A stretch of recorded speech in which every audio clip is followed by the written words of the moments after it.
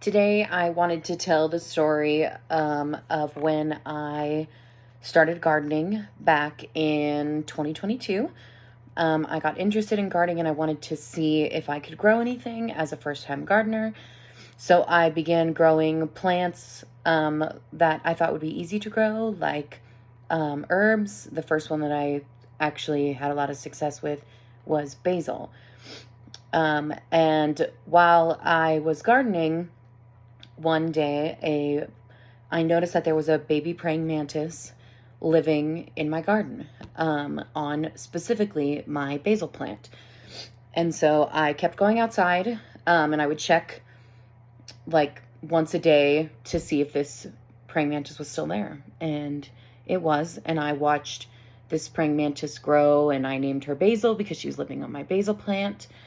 And she was living with me for a few months, and I got to watch through the life cycle of the mantis, and I got to see how they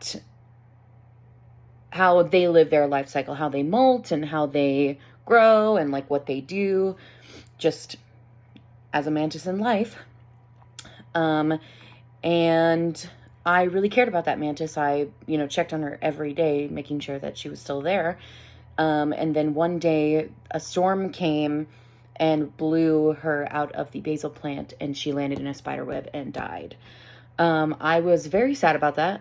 I definitely did not expect her to be dead. I fully looked for her for a few days, and I thought I was going to be able to find her alive.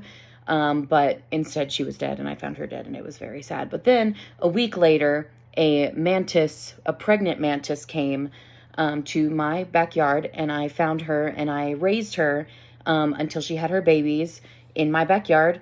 And so I got to be a part of the entire mantis life cycle while also still mourning my original mantis that had died. That mantis also eventually died. That one, we named her Sage, because fitting with the theme of herbs.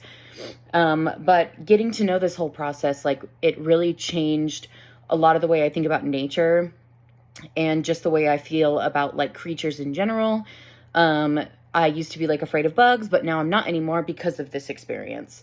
So it was definitely a very important step in my life, and it helped me learn that, things are not always as they seem. Nature is cruel, and that's fine, and you can be sad and just be sad and just be excited to still get to experience things.